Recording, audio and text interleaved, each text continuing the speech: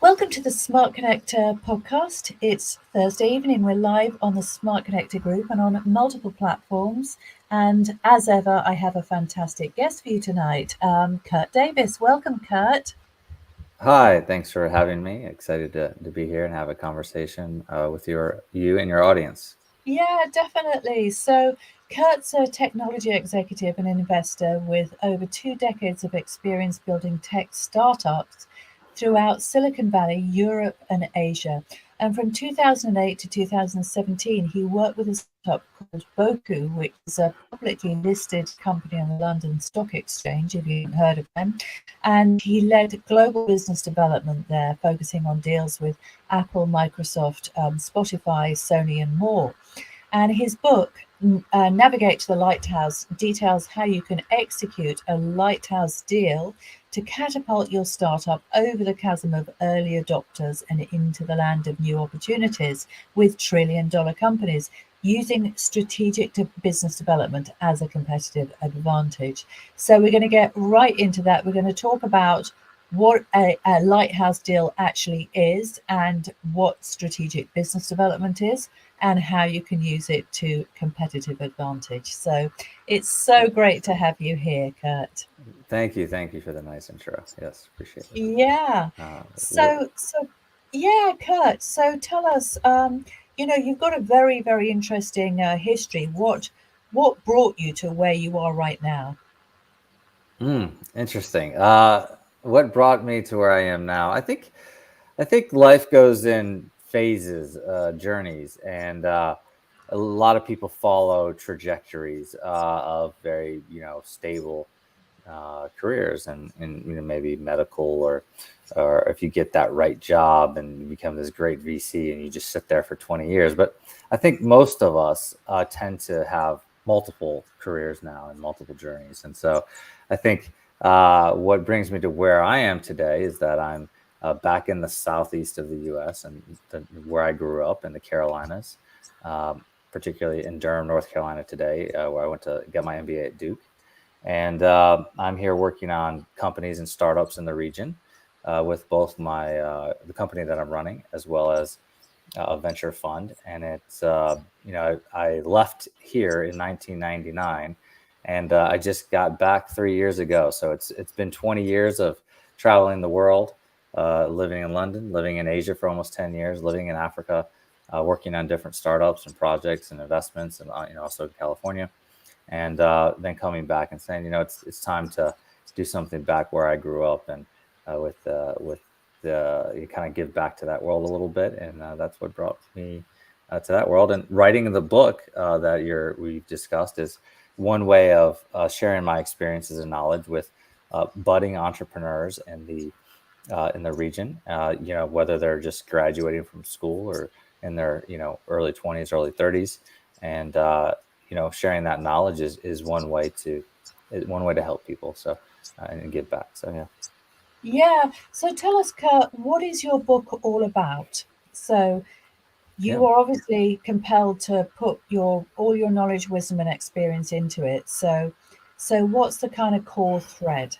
Yeah. So the core thread is is really how does an entrepreneur of kind of any size invest against a possibly seemingly uh, unattainable deal or project, and um, called the Lighthouse deal or the Lighthouse account.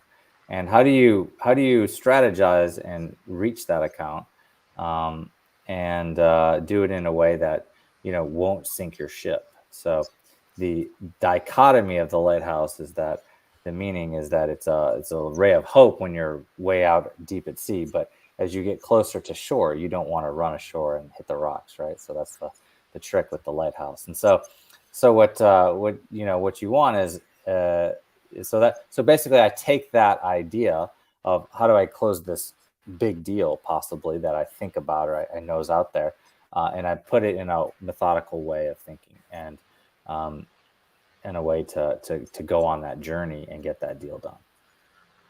Yeah, and there are so many startups out there that are looking for funding. They've got great ideas, and I know that there are many more I know that people say, oh, people say to me the city's awash with money, right? I mean, obviously, there are lots of investors that are looking for that unicorn, that very special deal, and so on. But it's actually quite hard for many startups to really get off the starting block and actually get the attention that they're looking for. So let's just talk about that for a minute. Yeah, it's funny that you say like most investors are looking for that unicorn, and I think it's funny. I would say that most unicorns probably evolved after they raised money on a different idea. I don't know Uh-huh. Yeah, how much research there is, but I do know a lot of companies that changed trajectory several times before they yeah, uh, that's really interesting. and so then it's like, what are you actually investing in? And that's when I come back to, most investors. And I've even found in my current situation where I kind of almost think most investors are stupid. And I hate to say that, but it's just like they want this like very specific answer or definition. And I'm trying to sit there and say, this is not an investment in what you see. It's an investment in what it could be. And they don't get that, a lot of them, which is very strange to me, because I think in a world of entrepreneurship and startups, you have to have that idea. So, for anyone raising money or doing something like that, try to find someone with a like mind who likes you and wants to invest in you as much as the project, and is willing to ebb and flow. When you're trying to figure some things out and make it work. So Yeah, and that's a really interesting point because really growing a business, it is a process of iteration, isn't it, Kurt? You know, that sometimes you are going to change direction because as you have that kind of push me, pull you dialogue with your marketplace, you're going to be incorporating their feedback, aren't you? And sometimes that is going to cause you to change direction or take a little left turn or whatever. And in the beginning, you just have an idea, don't you? But it's that, when you hit the ground and you're actually engaging with the marketplace and you're getting that real time feedback, that things really take off, isn't it? yeah, and I think the first step in all of this as being an entrepreneur is to take the plunge, right? And to know that this Yes. is the market you're entering. The other thing is, what problem do you really want to solve? So many times, if you look at business very much like a science experiment, you're hypothesizing that you have the answer to the problem, and Yes. many times you don't. But if you lead and you're most interested in solving a problem, then you're able to keep yourself in that why and reiterate and iterate and iterate, because that's the problem you want to solve. Yeah. And those are the people who turn out to be, I think, the most successful. Mm. And like you said, once you engage the market, and that's even like in this book, we talk about engaging the market and pivoting. And when you go to the Lighthouse account, we assume you have a business, you assume you have a customer set already, and you're trying to go into another level. Very much so, you're kind of another startup, because you've got to get new market feedback. You've got to listen to them, call the dogs that bark, and then you have to adapt and decide which lighthouse do you go to, like which area, which bet do you take. And so we talk about that in the book so yeah. Yeah, I mean, it's just so interesting, isn't it? I love it. So let's talk about this issue of strategic business development, Kurt. So I'm sure that some of my viewers and listeners might be thinking, well, okay, I understand what business development is. It means kind of evolving the business and, getting clients and actually growing it and so on. But what exactly is strategic business development? So let's get into some definitions here.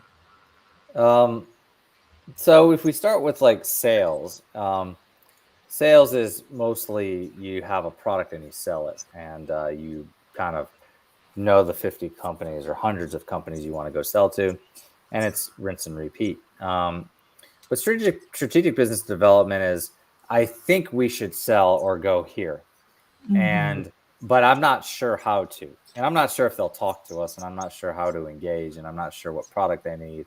But I know that if this big company, if I get a conversation with them, I can help them and solve some problem.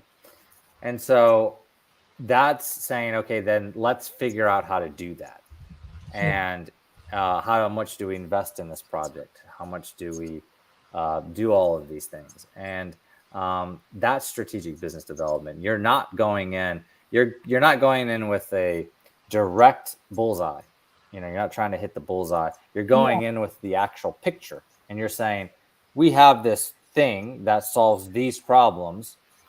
Now let's have a dialogue and see if we can dial it into the bullseye. And so that's strategic business development. And yeah, so and then it's then if you kind of look at the process of it, it's how do you strategize, how do you plan, and how do you analyze the market, the problem, the solutions. And then how do you kind of start to move the chess pieces a little bit. So how do you kind of change the product? How do you get your team involved? How do you international expansion in a tech environment? Like how if you needed to go to Japan or the Europe easily. How about corporate M&A? Like, okay, actually this company that you wanted to work with needs this over here, but you kind of have 10% of that. So maybe you need to do an acquisition to fill in the gap. And then the final part is the actual execution. Like, what do I say? How do I, how do I talk? How do I like push them? How do I encourage them to get the deal done? How do you make the lighthouse dance, Yeah. the elephant dance? And so that's the 3 parts of the book. Oh, that's really interesting. So I'd just like to pick up on the last part that you were talking about. So how do I actually get them to get excited about this thing or to dance, as you gracefully put it? So what is the secret there? I'd love to hear some of your tips. Um, see if I can pull all the key ones out. Yeah. I think one of the most interesting ways to do it is this: you want to get multiple lighthouses in discussion, and then once you do that, you want to insinuate that possibly, if you work with one of their competitors or somebody else, you may not be able to work together. Like, and so you have to put some type of urgency or possibly scarcity involved in the deal to get them to say, yeah, we need to get going. Mm. And so that's one thing. Another thing that you can, so I guess that's one. Another way to do it is to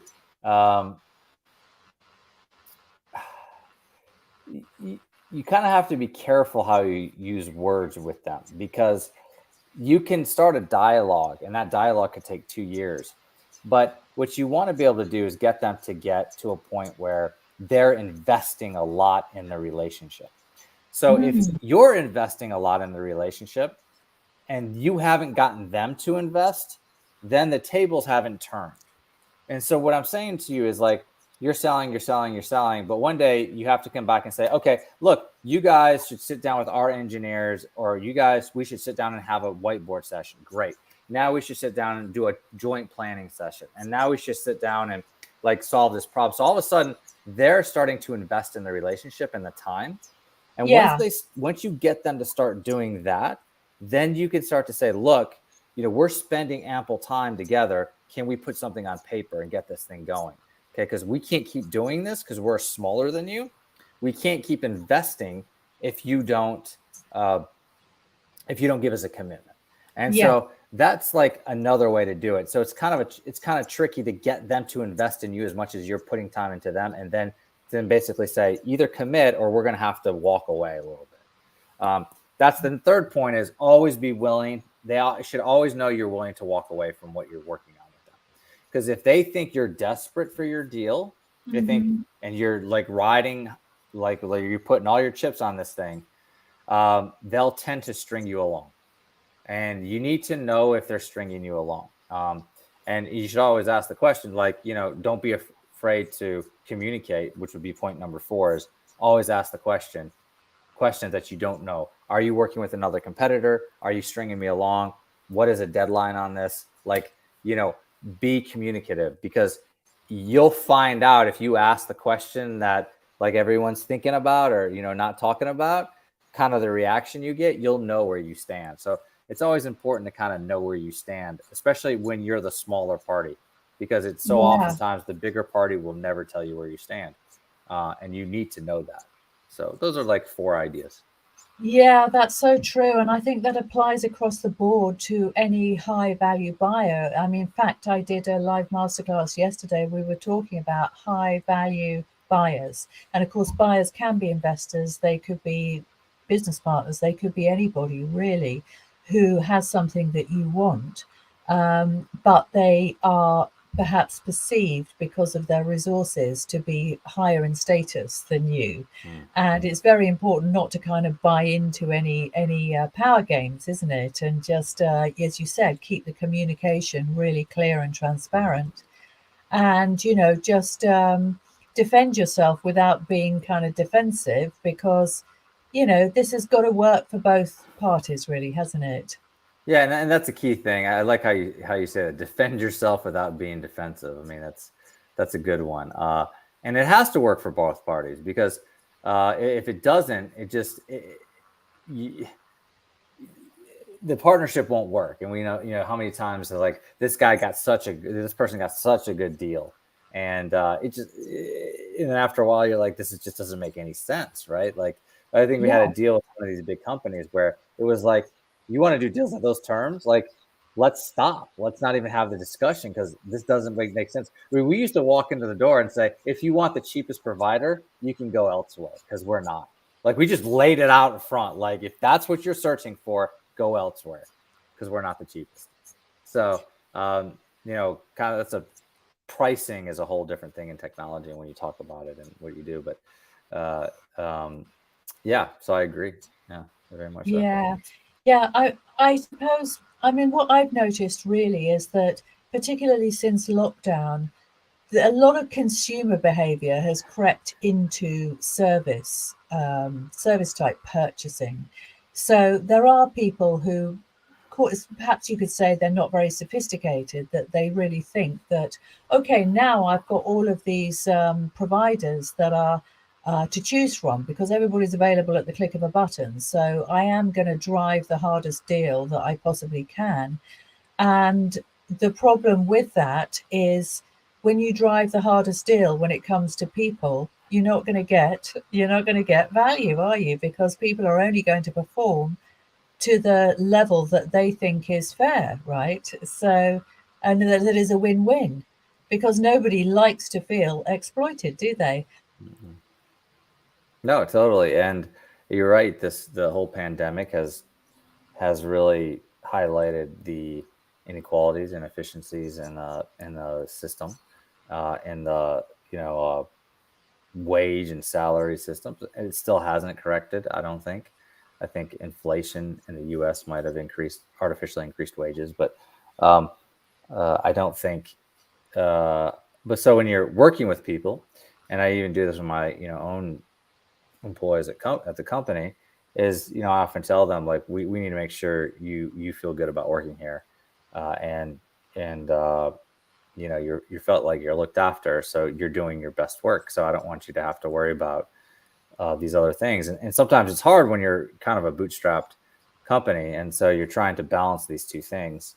Uh, so yeah, so in the same vein, when you're doing a partnership or deal, what's that old getting to yes, right? Like, you wanna be in the zone of some Zopa or something, that I don't know what it's called, and then you want to try to get a little bit better deal. Like, it may be a little bit, right? You don't have to get a whole bunch, right? So yeah, so I'm with you. Yeah, it's just so interesting. I love it. I'm loving this discussion, Kurt. So let's talk about these trillion-dollar companies. So we mentioned that in your introduction at the beginning. So the idea, the promise, if you like, is that you're going to execute lighthouse deals to catapult your startup and get them to be noticed and taken seriously by trillion-dollar companies. So there aren't too many trillion-dollar companies in the world, are there, Kurt? Uh, Maybe a handful now. Yeah, I don't know what they are, where they are today, but I think we kind of all know what they are. I think Yeah, there's a few oil companies now that have popped up there, Saudi Arabia, yeah, Aramco or something. yeah. So I mean, presumably you're talking about the big tech players, to sort of Google, Microsoft, people like that. Is that right? Correct. Yeah. Okay. Okay. So I would imagine that that environment. Actually, my sister used to live in Silicon Valley, so she was married to a tech executive. So I've been out to Palo Alto a lot, and obviously my nephews and nieces grew up there. It's a very interesting environment. Hmm. Um, so very, That's very, one way to put it. yeah, it's very, very cutthroat, very, very fast paced. Let's just say. So okay, so how would you do it if you was just, you had some bright idea that was a tech idea for an app or some kind of a, tech based, and you wanted to get into Google and get them to basically purchase what you've done. So how do you actually do that? Well, first of all, I think you have to have a natural synergy with the company. So there has to be a clear reason, whatever you're doing, that they would need and want. So like do your homework.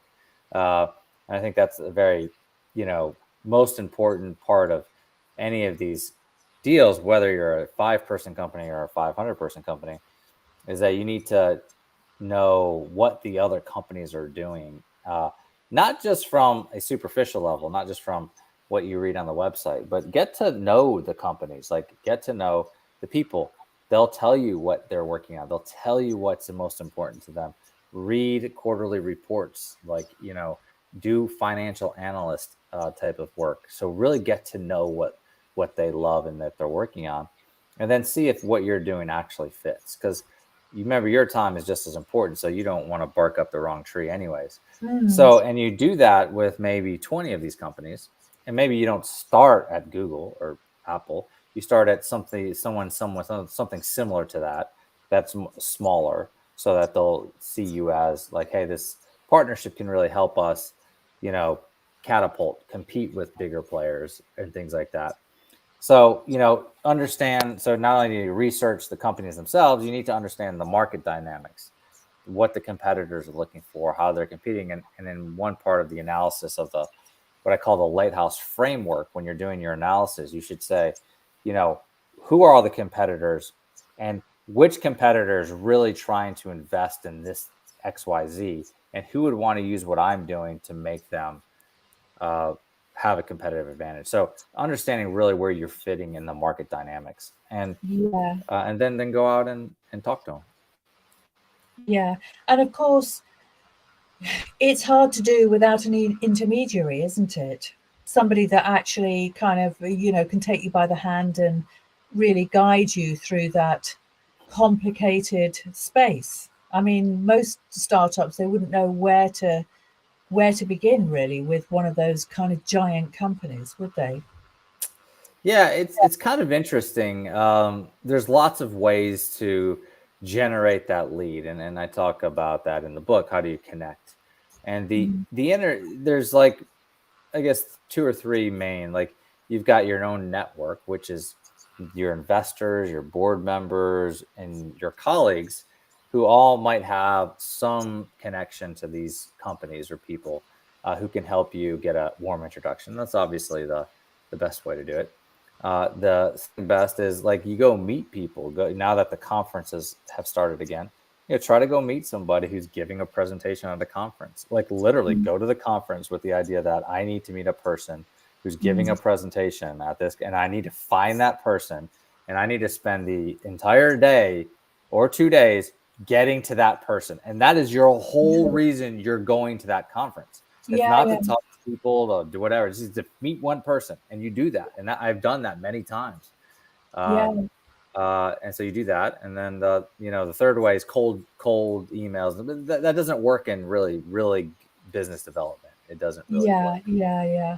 I mean, my career was in business development, and I've done exactly the same things because the more laser focused you can be, the kind of sniper approach, really, when when it's something that is very critical and there's quite a lot of money potentially at stake. You have to turn to a sniper in a way, don't you? And because it is really all about the relationship, isn't it? At the end of the day, that's where it starts. I'm not saying it's all about that, but if they don't like you and they don't feel trust and intrigue in terms of what it is that you're all about, it's hard, isn't it?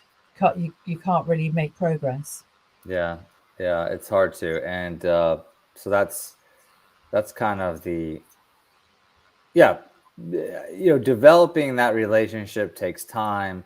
Mm. It's tricky, especially in a like, how are you connecting with this person? What is the non-business?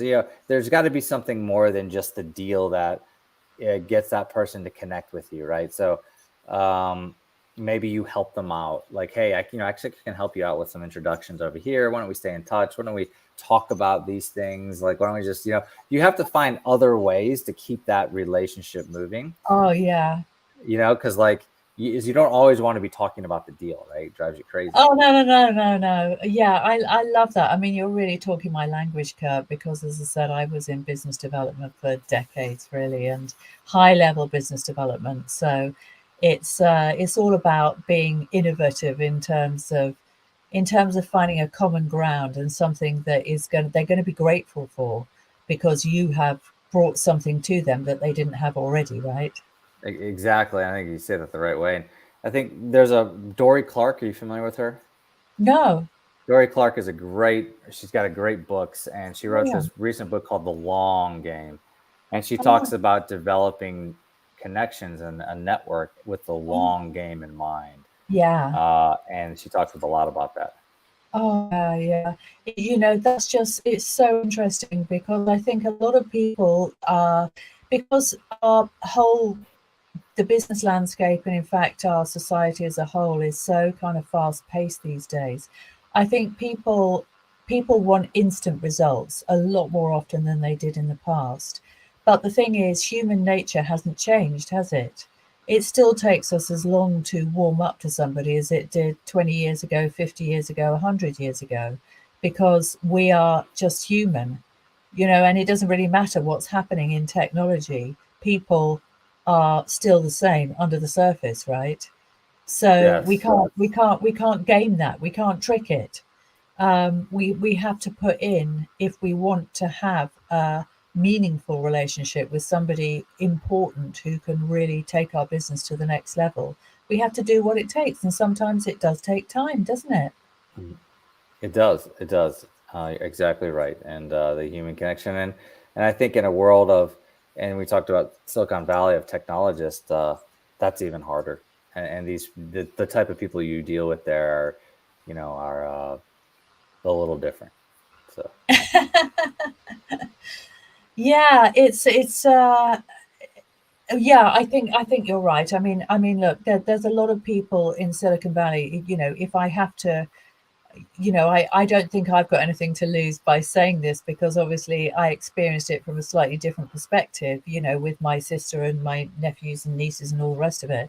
But there are a lot of people that are more on the spectrum in a way. mhm. So they don't necessarily prioritize. Perhaps relationships in the way that other people do. They're more kind of mechanically kind of orientated, more data driven, and so we've got that kind of a map because obviously it's a technology hub. Those technology people are going to be they're going to have a slightly different brain wiring, aren't they, to Mm. other people. Then I guess you probably just have to adapt your approach. So, what I'm interested to ask you is, okay, we've talked about kind of business development in general and playing the long game and whatever, but how do you adapt your style to suit Silicon Valley? Um, it's hard. I mean, you kind of have to speak the language, right? I think one part of the book I talk about uh, speaking their language, and it's really important to know the background of the person you're working with or the company.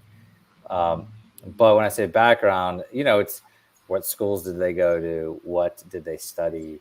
What are their, know their LinkedIn profile. More than Mm. that, maybe have some friends tell you about them. So when you're actually meeting and starting to talk to them, you can bring up, that level of maybe there's a way we can connect outside of the normal kind of business environment, right? And that's hard. Like it's really hard, especially if you're like, yeah, I don't play games, or I'm not a game player, or I'm not like, yeah, like I run Ironmans, like you guys don't, right? Like that's not interesting to you, right? Like, so it's like, but you have to figure something out that can make that connection. It's hard, and sometimes it doesn't work. And quite honestly, like you just have to be ready for like it not to work sometimes, and that's just the way it is. It's like maybe like dating, right? Like it's not going to work sometimes, or a lot of Yeah, times. yeah, that's right. I suppose you can only try, really, can't you? Yeah, but I think if they're smart and they know, if you're working on the partnership together, there's and it's mutually important. There are people will adapt as well. So, but I always find like you usually can figure something out. I think there's always a way of if you dig a layer or two deeper past the superficial areas, you usually find commonalities of why you do things. And like, why are we both in technology? Mm. First of all, like what are the things in technology you love? Or, a lot of times while I care very little how technology works, and I've taken plenty of physics and stuff like that. I think it's quite fascinating. I'm just more interested in the application of technology and like how it affects people, how it changes society, and how you use it to better things. And so that is complementary to any engineer I might talk to and give different perspectives. And so that was, you can bond that way. Complements sometimes, opposites sometimes actually work pretty well too. So yeah. And Definitely. But the thing that I really love about this discussion is this is like a hardcore discussion between two high level business developers, really talking about connection and how to kind of spark that intrigue, that kind of desire, that something that actually elevates the relationship above the sea of everybody else that's kind of coming and pitching to them or whatever, without actually there being anything false about it. Really is just actually finding that commonality, isn't it? Yeah, the authenticity is important. I mean, Yeah. I think I quoted in one chapter, Peter Thiel, how, he says something, Peter Thiel is probably not a person anybody should consider um, uh, replicating in some of the things he says, but he talks about how uh, business development and sales is nothing about um, being like authenticity and things like this. About it's not being authentic. It's just getting what you want or something like that. And I just basically say he's absolutely wrong. This is a guy who knows nothing about business development. Like he is a he's stereotypical Silicon Valley guy who made it with one hit wonder in PayPal, made all this money. Now he went off and invested it, sure, but he just became an investor, right? Like he found some other dude, gave him some money, gave Zuckerberg some money. We all know what Facebook has done to Mm. society. So there you go. So I think it's very important to be authentic when you're doing these things. So Definitely, definitely. So Kurt, tell us what you're working on at the moment then. uh, well, over the last kind of 2 years while I've been in Tennessee, I was writing two books, and then I launched a venture fund with some friends in Tennessee.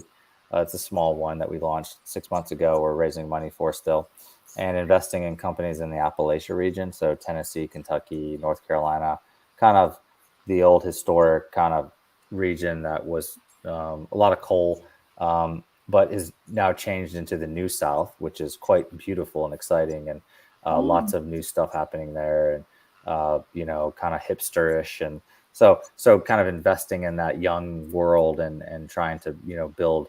They're mostly focused on deep tech, and then I've got as part of that, the company has been invested in is a software platform called Byteline, which is a SaaS marketplace for offices and dental professionals. So it's with the pandemic, a lot of dental professionals, dental hygienists, and assistants don't want to go work at a dental office every day. They didn't want to Oh. stick their hands in people's mouths. And so now they want to do temporary staffing. So we're a platform that allows for temporary staffing, Oh. and we're expanding that. So that's what we do. Yeah, that's really interesting. So again, this is all about connection, isn't it? It's all about different ways of connection, and really that is the gift that technology has given us, isn't it? When I think about how society used to be like 20 years ago or whatever, we didn't have any of these opportunities open to us. And technology has enabled us to choose the way we work, choose the way we connect with people, just given us so much more, really, hasn't it? I know, obviously, some people would say, well, there's a downside. Of course, there's always a price to pay. But yeah, that's the thing that's so exciting about it, isn't it? Yeah, I mean the myriad of ways to connect and innovate and develop relationships from unknown people have grown exponentially, Mm. which is really exciting. And on the converse, like while we're you've heard the quote, like while we've never been more connected, we've also never been more unconnected, right? Like Mm. in some ways, because now that our connection is through these devices, and so, but in this way, the connection is you know for work, and it's for living, and in those cases, that connection. Is very powerful, and the platforms that are facilitating work and the new way of work, which is temporary, which is uh, letting employees have the power in their hands to work when they want, and at what rates they want, is going to be a great change in a post-pandemic world. I think that Yeah. companies are going to benefit from, and employees are going to. This is back to your earlier discussion, seeing wage rates rise because the connection and the flexibility that these software platforms will offer people.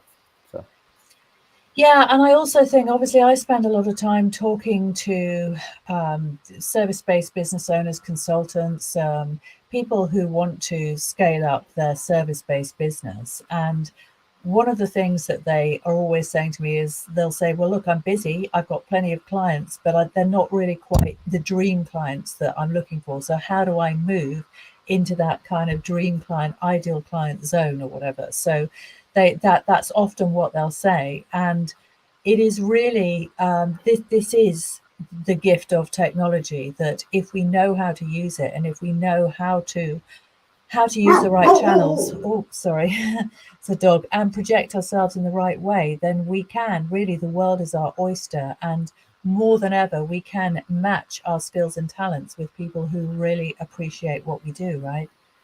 yeah, exactly. I mean, like just now, just writing the book and getting on a variety of podcasts that I haven't on, I just has been great to connect with different people. I've dropped me emails and things like that. To your point of working with your audience here, who they get to a point where that they haven't got to the dream client. My recommendation, and that's the lighthouse, is to invest against the dream client. What happens is a lot of times, and this is the same as technology, you win that, you get this set of clients, and that set of clients is your early adopters. They love you, they can't get enough of what you do, but you've helped them. But the uh, the juxtaposition of that is that they take all your time, and you get reliant or dependent on that group of visionaries. So you have to start to allocate your time to invest to get to the next level. And then you Yes. need to draw that stepping stone of, how do I get my dream client? And sometimes, Mm. sadly, that means less time with the clients who invested in you, and sometimes saying True. goodbye to them, because you've got to Mm. create space to invest upwards or hire other Yeah. people to take those. Um, Yeah. but if you don't make that investment, and you don't make those strides, you don't have the probability to get there. Do you Um, know that those are wise words? That is really, really fantastic advice. And, thank you so much, Kurt. I'll tell you what, this has been an absolutely fantastic discussion. I've really enjoyed it. Thank you yeah, so very much appreciative for of that. coming on the show. So let's just kind of wrap up. And have you got a copy of your book there, or would you, if you've got one, let us know, or if not, I just do not. yeah. There, I left them at home, so I didn't bring them Oh, on my okay, road. okay. No worries. So tell us, Kurt, the name of the book again. Is it available on Amazon? Yes, it's Navigate to the Lighthouse, Okay.